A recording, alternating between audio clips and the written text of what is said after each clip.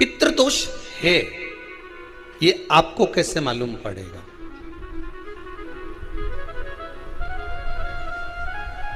पितृ भूखे हैं, इसका तो वर्णन हमने पहले कर दिया कि रात्रि को जब आप सोने के बाद में 1-1.5 घंटे बाद अगर आपकी नींद खुल जाए, 1 घंटा 1.5 घंटा आप सो लिए, उसके बाद जो नींद खुली तो 1-1.5 घंटे तक अगर आपको नींद नहीं आ रही है, रात्रि को सोने के बाद में 1 घंटे बाद जब उठे तो आपको प्यास लग गई, भूख लगने लगी, प्यास लगने लगी कि मेरे को पानी पीना पड़ेगा, घबराहट हो रही, पानी पीना पड़ेगा। 1-1.5 घंटे सोने के बाद अचानक नींद खुले और आपको प्यास लगे, समझ लेना आपके पितृ भूखे हैं और प्यास है।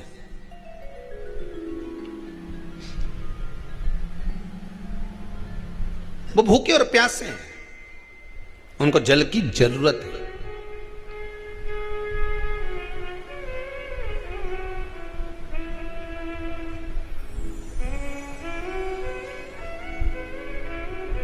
किसी भी नदी में, सरोवर में, कुंड में, बावड़ी में, तालाब में, आप तीर्थ में जाकर जब स्नान करते हैं तो स्नान करने के बाद एक काम का नियम बना लो कि अपने हाथ की अंजलि में जल लेकर अपने पूर्वजों को देना है।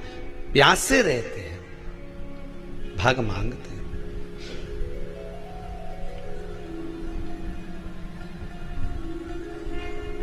भाग प्राप्त करना। 3 वृक्ष पितरों के तुल्य हैं। नैमिषारण्य की कथा में भी कहा था 3 वृक्ष पितरों के तुल्य हैं। पहला पीपल, दूसरा वट वृक्ष, तीसरा बेलपत्र का वृक्ष। ये पितरों के तुल्य हैं।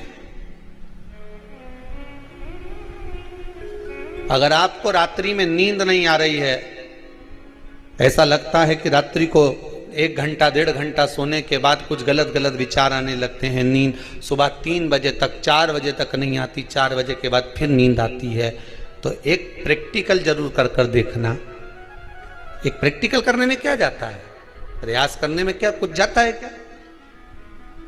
प्रैक्टिकल कर कर देखना कि कहीं सियोर वाला महाराज झूठ तो नहीं बोल रहा, तो प्रैक्टिकल करने में कुछ नहीं जाए।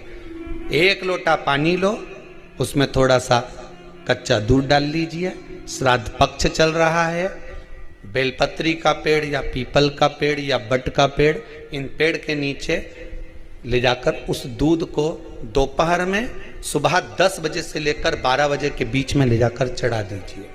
रात्रि को फिर ना आपको प्यास लगेगी, ना भूख लगेगी, नींद एक बार लगी तो सुबह ही खुलेगी। प्रैक्टिकल करने में क्या जाता है? पानी डालने में तुम्हारा कुछ जाएगा? अरे बोलो तो सरी, हमें 10 रुपया का दूध जरूर उसमें, और तुम इतनी चतुर हो, इतना सारा दूध थोड़ी डालोगी, तुम 2 चिल्ला डालोगे। कहाँ तुम इतना डालने वाली हो है?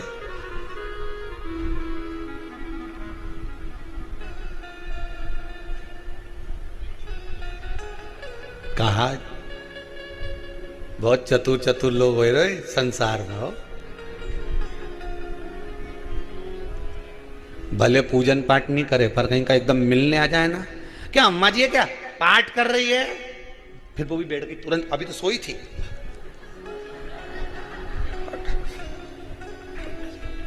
तुरंत। क्या पंडित जी हैं क्या, उनसे थोड़ा काम है, अभी माला जप रहे हैं, मालूम पड़े पंडित जी तो आराम से सेव फल खा रहे थे। अब प्लेट सोफा के नीचे घुसे तुरंत।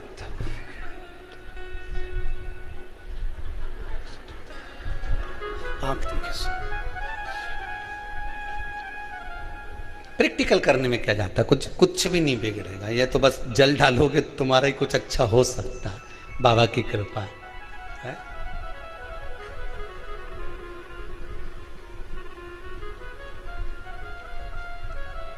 3 वृक्ष पितरों के तुल्य हैं। पहला जम के बोलिए पीपल, दूसरा वट वृक्ष, तीसरा बेलपत्री का वृक्ष। 3 पीपल के वृक्ष में 52,000 ब्राह्मण एक साथ निवास करते हैं, इसलिए पितृतुल्य है। बट वृक्ष ब्रह्मा जी के मस्तक से बना, इसलिए पितृतुल्य है। और बेलपत्री का वृक्ष माता पार्वती जी के अश्रु से बना। जब आंसू गिरे थे माता जगत जननी जगदम्बा पार्वती के, उस समय पर पितृलोक में हलचल उत्पन्न हो गई थी। हमारी नातिन की आंख में आंसू कैसे आ गए? मैनावती की पुत्री है,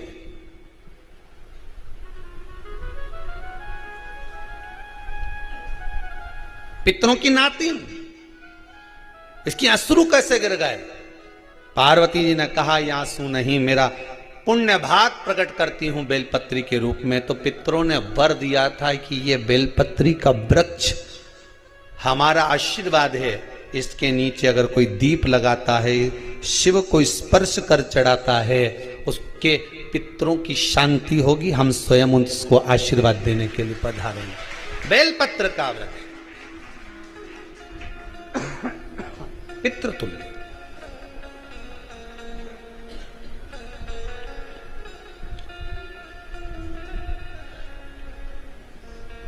तो रात्रि को अगर भूख लग रही है, प्यास लग रही है, तो पितृदोष है। दूसरा पितृदोष का लक्षण बताया, घर में कोई शुभ कार्य ना हो, वंश की वृद्धि ना हो।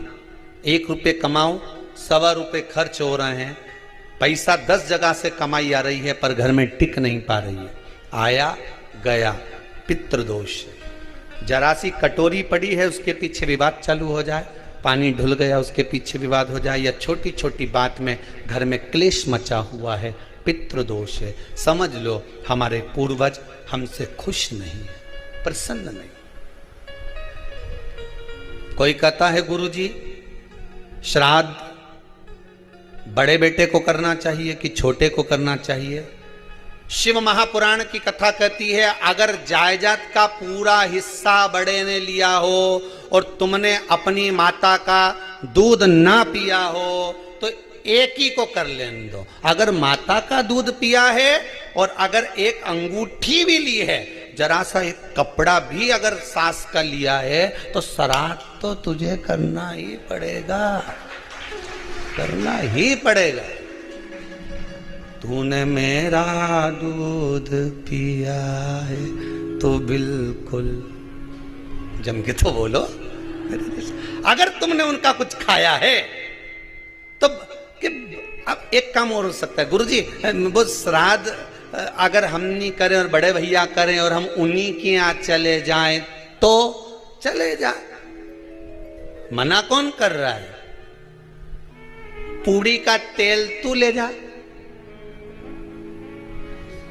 खीर का दूध 2 थैली तू खरीद के ले जा। जितना वहां वो सेवा करे उतनी सेवा तुम करो।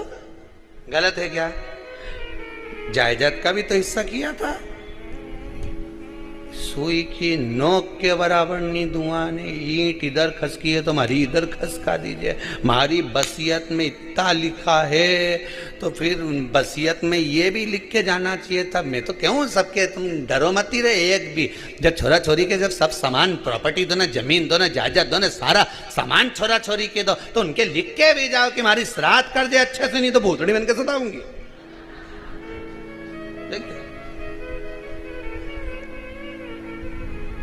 श्राद्ध करो। कितना दिया तुमको? बोलो, ईमानदारी से बोलना, कितना दिया? ढेरों। और एक बात बहुत अच्छे से कहूंगा, आप लोगों के जीवन में उतरे। अगर मायके में भाई, मायके में भाभी, मायके के लोग अगर आपके माँ बाप का श्राद्ध नहीं करते हैं तो बेटी भी अपने माता पिता का श्राद्ध कर सकती है। उसने भी दूध पिया है अपने माता पिता का, पर वो श्राद्ध का भोजन कौन कराएगा? बेटी का पुत्र हो, बेटी की पुत्री हो, वो कराए। और नाम वो नाना नानी का ले ले, करे। अगर वो नहीं कर रहे हैं, वो नहीं संभालते, वो नहीं जानते, तो आप करो तो करे। 2 भाग होते हैं। जब एक रोटी गाय के मुख में दी जाती है, गाय के मुख में जब हम रोटी देते हैं, एक रोटी जब देते हैं, या तो गाय के मुख में 16 श्राद्ध में जब रोटी देते हैं तो रोटी को बीच में से तोड़कर, रोटी का जो भाग होता है उसको, मतलब ऊपर से फुलका का परत नहीं निकालना है, रोटी जो सीधी सीधी है ना, जैसे ये रोटी है तो इसको बीच में से तोड़ लिया, 2 भाग विभाजित कर लिया, नीचे वाले भाग में भी थोड़ा सा गुड़ शक्कर रख लिया, ऊपर वाले भाग में भी गुड़ शक्कर रख लिया, एक के ऊपर एक रोटी को रख लिया, वो गाय को दी। तो अपन श्राद्ध पक्ष में 2 पूड़ी का प्रमाण है कि गाय को 2 रोटी दी जाती है, कुत्ता को 2 रोटी दी जाती है। 2 पूड़ी रख के देते भी नहीं देते? आप लोग तो देते होगे, 2 पूड़ी के ऊपर पूड़ी रखकर, थोड़ा सा मीठा रखकर, नमकीन रखकर, कुत्ते को भी देते, 2 पूड़ी तोड़कर कागा को भी देते। 2 पूड़ी का प्रमाण कहां से आया? 2 भाग रोटी के टुकड़े का प्रमाण कहां से आया? श्राद्ध पक्ष में ही ऐसा क्यों किया जाता है? बाकी के समय पर तो कोई ऐसा 2 पूड़ी का प्रमाण ही नहीं, पर श्राद्ध पक्ष में ये क्यों कहा जाता है कि पूड़ी के ऊपर पूड़ी रख दे, उसमें मीठा रख दे, खीर शक्कर रख दे, गाय को दिया, कुत्ते को दिया, कागा को दिया, ऐसे क्यों कहा जाता है? उसका कारण क्या होता है? मायके को भी मिले, ससुराल को भी। जब गया जी का पिंड होता है तो नाना नानी सबका स्मरण कराया जाता है। 2 भाग,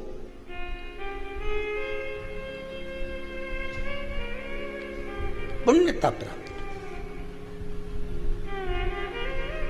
अब लोगों को मालूम तो है नहीं कि 2 पूड़ी क्यों रखते हैं, उसका कारण वर्णित है शास्त्रों। दोनों पक्ष तारने के लिए, दोनों पक्ष का स्मरण कराने के लिए। महाराज बिंदु प्रेत योनि में पड़ा, चंचुला देवी उनके मोक्ष का प्रयोजन कर रही है, प्रयास कर रही। क्या करा जाए कि इनको मोक्ष मिल जाए? कहा शिव महापुराण की कथा। पार्वती मैया की सहेली बन गई और पार्वती मैया ने शिव महापुराण में प्रेत योनि से मुक्त होने के लिए कहा, तुम रुका जी के यहाँ जाओ, देवऋषि नारद के पास जाओ। नारद जी ने तुमरुका जी के पास भेज दिया। क्यों? नारद जी जानते हैं मैं कथा नहीं कर सकता, मैं कथा सुन सकता हूं पर कह नहीं सकता, कहने के लिए मुझे बैठना पड़ेगा, सुनने के लिए हो सकता है कि मैं चले जाऊं, वापिस आकर बैठ जाऊं।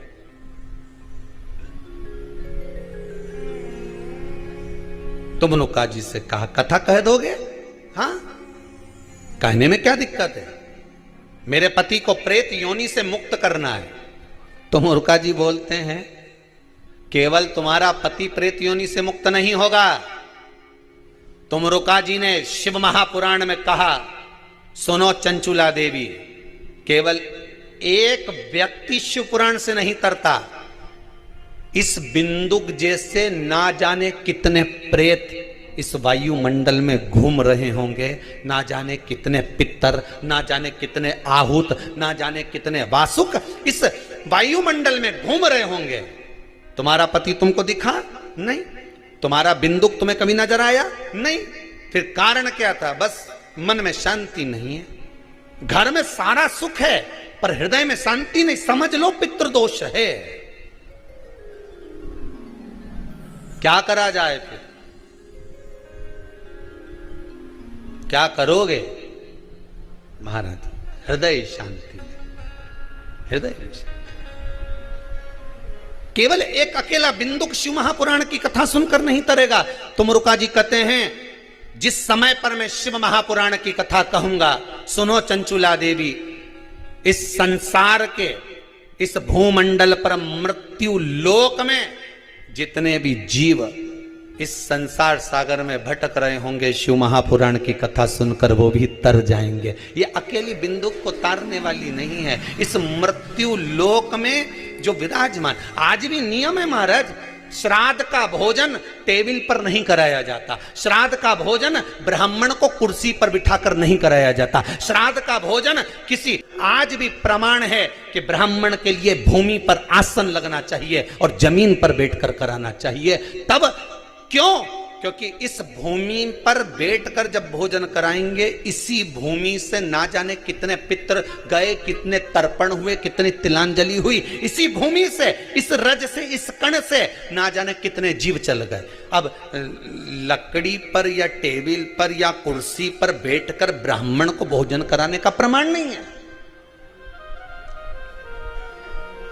अब आपका फैशन ज्यादा हो गया तो बात दूसरी है। पंडित जी ऊपर बैठ के खा लोगे क्या? पंडित जी तो बोल देंगे अच्छा है खिला दो।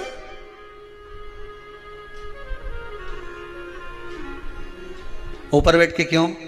वो झुकने में थोड़ी सी कमर लचक जाए, क्योंकि खीर परसेगी तो झुकना पड़ेगा। अब ब्राह्मण अगर भोजन करने आसन पर बैठेगा, तुम अगर थोड़ा झुककर परसोगी, ब्राह्मण के सम्मुख में आप थोड़ा सा भोजन कराते समय झुकोगी। जरा विचार करिए, यशोदा मैया के घर में संतान नहीं थी। यशोदा जी श्रावण के महीने में श्रावणी करने आए हुए ब्राह्मण को मात्र खीर परोसने के लिए गई थी। 52 साल की उम्र थी, संतान का सुख नहीं दिख रहा था, खीर परोसने के लिए गई। उतनी देर में ब्राह्मणों ने देखा इनके घर में संतान नहीं है, पुत्र भव कह दिया। और यशोदा जी के पति श्री नंदराय जी कह रहे हैं कि बाबा मैं 60 का या 55 की, बाल हो गए धोले और तुम कह रहे हो पुत्र होगा। कहां से होगा? ब्राह्मण कहते हैं ब्राह्मण जब भोजन करता है, भोजन करते समय जब वर देता है, वो वर गलत नहीं हो सकता, कहीं से भी आएगा, पर छोरा तो आएगा। और आया, कहीं से भी आया, पर पुत्र आया, क्योंकि आशीर्वाद दिया था। श्राद्ध पक्ष का भोजन टेबल पर नहीं, कुर्सी पर नहीं, श्राद्ध पक्ष का भोजन ब्राह्मण को आसन लगाकर जमीन पर कराना चाहिए, भूमि पर।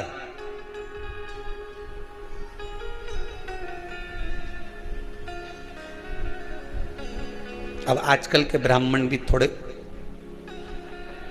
नीचे,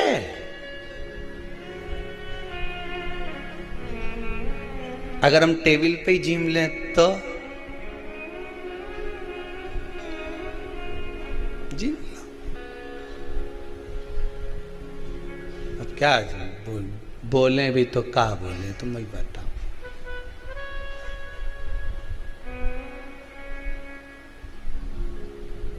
थोड़ा सा भाग भूमि का हो महाराज। तर्पण तिलांजलि सब भूमि पर। हम तो जो जजमान हवन करने के लिए भी जो जजमान लोग नाम लिखाए हैं पितरों के लिए, तो हम उनको भी कहते हैं कि कुर्सी पर बैठकर आहुति छोड़ने से अच्छा है आप बैठो मनानी पर, पहले सबसे पहले भूमि पर 10 मिनट बैठो, पर बैठकर आहुति छोड़ो। उसके बाद भले आप स्टूल लगाओ, कुर्सी लगाओ, आपकी मर्जी, पर 10 मिनट 5 मिनट तो आप भूमि पर बैठो उन जीवों के लिए, उन जीवों के लिए।